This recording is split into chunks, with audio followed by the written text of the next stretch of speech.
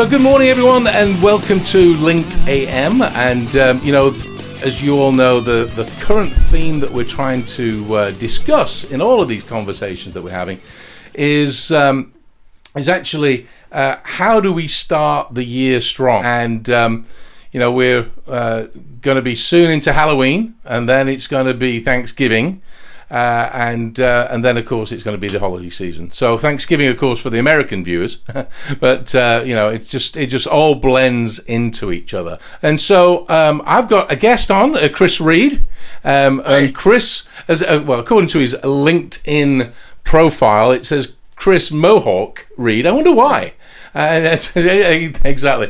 Chris and I used to work together in Manchester, and of course, Chris is the CEO of Black Marketing. It's a marketing consultancy, and he's actually in Shanghai at the moment. That's the backdrop, and the viewers can see you there, and got that wonderful early morning sort of haze in the background there. Hi, Chris. How you doing? Thanks for joining us.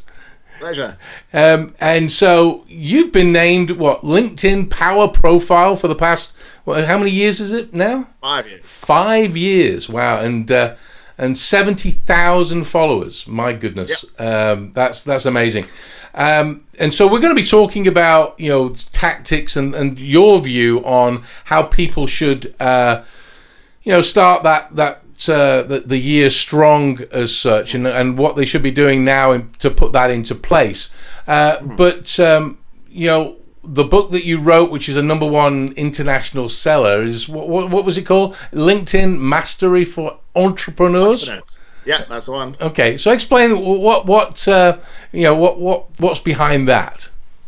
So the idea behind that is because I write blogs all the time, obviously on LinkedIn, but I wanted to actually produce a book that actually encapsulated all the blogs, all the advice over the last few years that I'd learned about putting into practice personal branding, employer branding, social selling, thought leadership, and content marketing into a book. So we literally did this in about 12 weeks. Encapsulated it and then launched it on Amazon, so it became #1 Amazon.com in Canada, in the US, in the UK, in Australia, in Europe. So it became just phenomenal, and even now people are still buying it, people are downloading it. So and I give it away to people when I meet them for presentations or for talks and so forth. And people just love it, because it encapsulates everything you should do on LinkedIn in a simple book.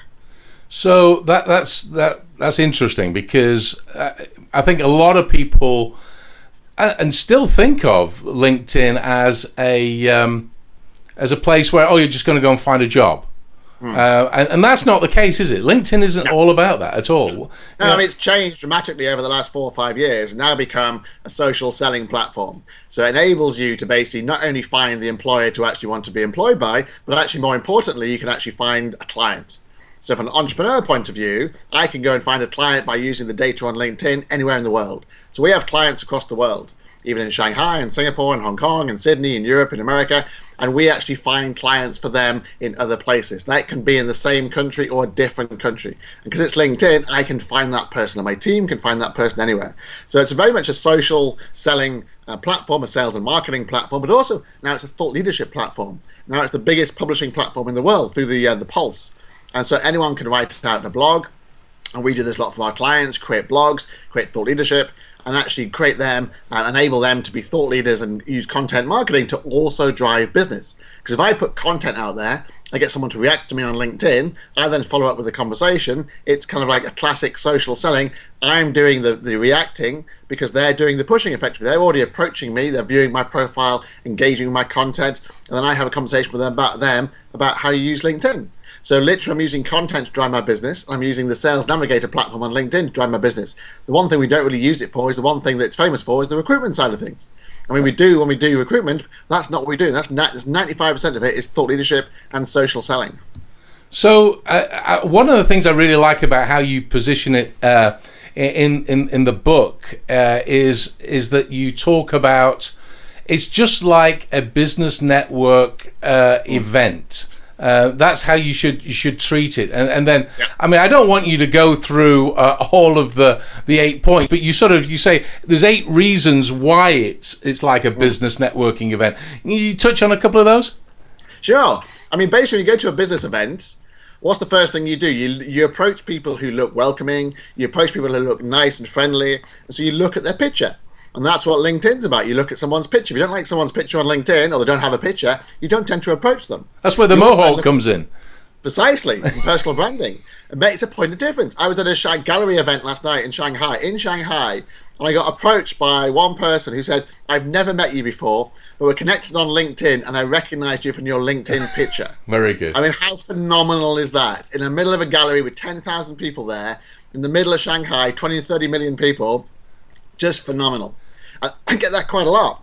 Because people are always saying, yeah, I recognize you because you're Mohawk, so it's personal branding. But it's also an icebreaker. People are kind of say, straight away, you have this Mohawk. Why do you have the Mohawk? How does it actually work? So it's all about networking and making an interest. So the summary section. The summary section on LinkedIn is all, has to be in the first person. It has to be interesting. It has to be about your career, not just about your current job. Because what's the first thing you do when you go to a networking? You say, what do you do? So, well, I do this. Well, how did you come to Asia? For example, in Asia.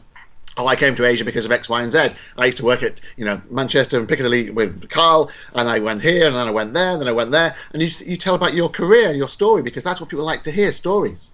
And that's your summary section. And then your experience is about obviously what you do now and what you can do for them.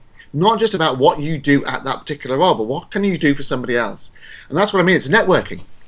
Because the whole thing about LinkedIn is a catalyst to meet people.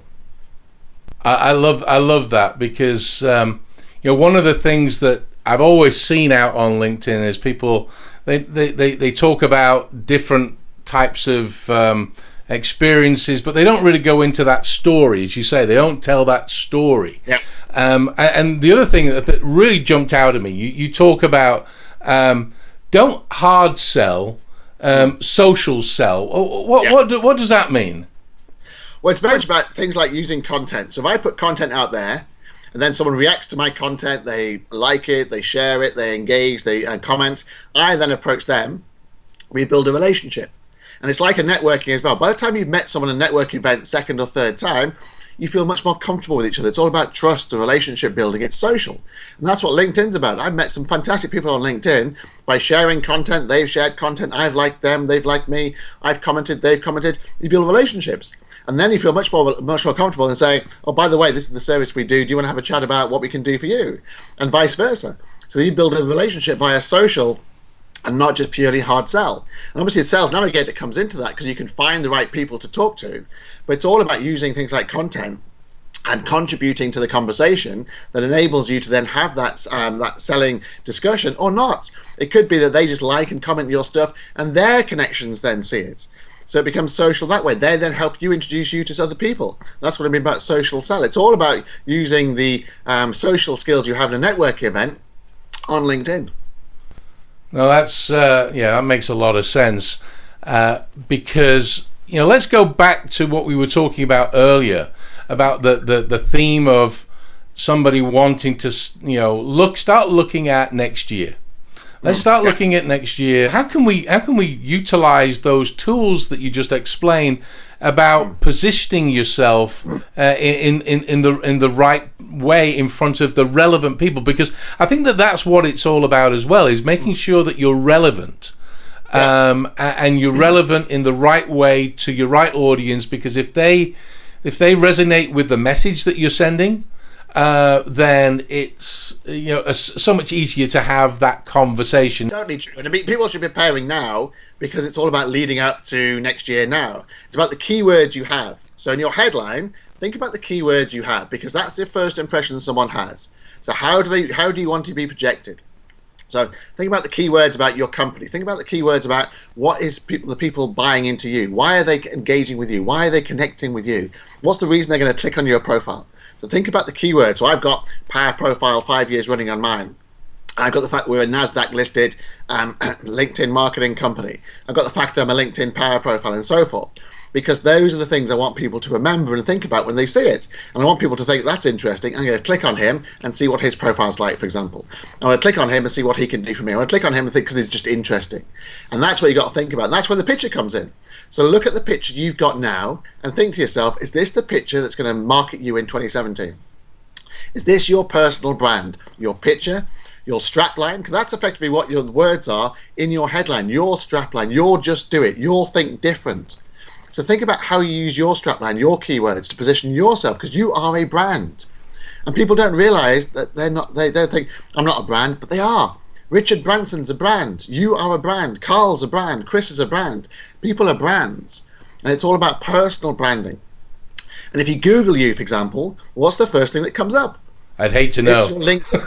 It's your LinkedIn. It's your LinkedIn. Okay, yes, it is. Your LinkedIn profile is the first thing that comes up. It even beats Facebook most of the time. Yeah. So think about that, because the first thing that someone does before they meet somebody is Google them. That's very true. So Google yourself and then see what comes out. And then look at your LinkedIn profile and think, is this what I want to convey in 2017 in my personal brand to project my business, develop my business, find that job if I want to find that job, get promoted, win that client, win that business, or start a new business, or continue to be an entrepreneur and sell your business. You got to think about how it looks. What's the first impression? What's the background picture? What's your photo? What's the strapline? What's the summary section? What's the visual content you've got in the summary section? Think about how that projects yourself. And then think about how you connect with people. Do you personalize the invitations, for example? How do you do it? Think about how it comes across. That's actually what you just said there about personalizing the invitation, because a lot of cases, and I'm guilty of it as well. I just go, I'll press the normal, just the generic default thing, and it's I would like you to join my LinkedIn group or LinkedIn network. But you've got to craft a more relevant message, and you've just triggered that from me. That's a pretty important thing, and I'm sure that's a common mistake.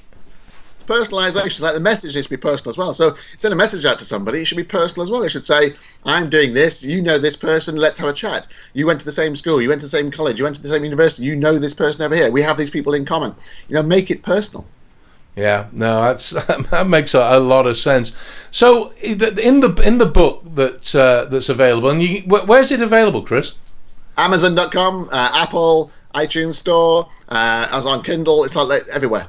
Okay, and so in the book that gives you all these little tips and snippets that you've just given us a highlighted sort of tour of it there, is there anything special that that's a sales professional, CEO, for example, executive level? Are they above doing all of what we just talked about? No, because who do you work for? You work for the CEO. Ultimately, we all work for a CEO.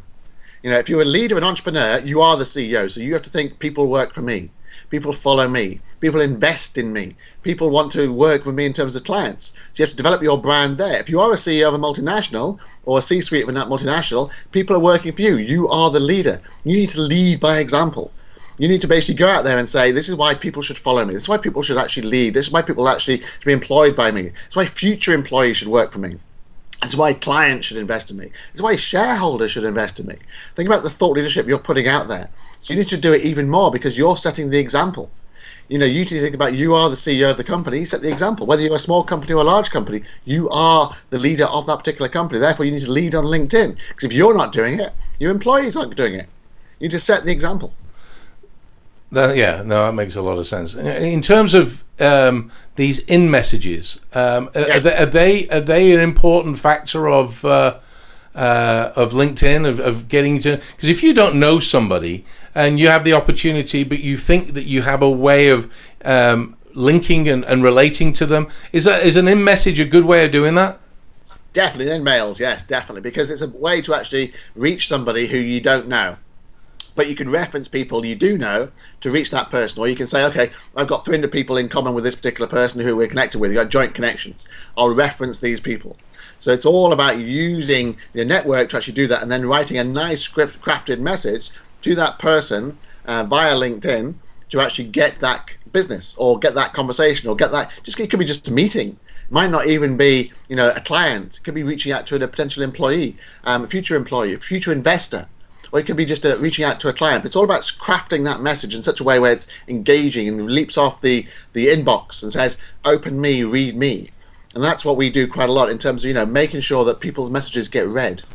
Now that's a very poignant thing of jumping off the page, making sure that they actually open it. That's the hook. That's the headline. You know, we come from the marketing and the advertising world, and the first thing we learn is, write that grabbing headline that's going to actually, make sense to a relevant person that's going to buy your stuff. And LinkedIn isn't any different from there. Well, Chris, I want to have you back on the show because there's tons of things that we can talk about. And is that green tea or is that coffee you're drinking? Green tea. I thought so. Well, you're in Shanghai. You're going to be drinking green tea there. That's good. Well, hey, I really appreciate you joining me, especially at this time of the morning over there. It's a beautiful backdrop you've got there at the back there. And maybe the next time we have you on the show, there'll be we'll have you in Singapore. There you go. Hong Kong. We're an international program. I love it, and it's great to see you again, Chris. And thanks for joining us here on Linked AM.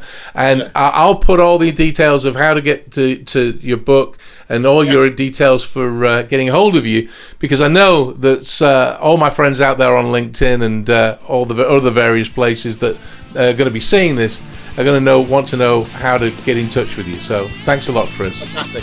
Pleasure, Carl.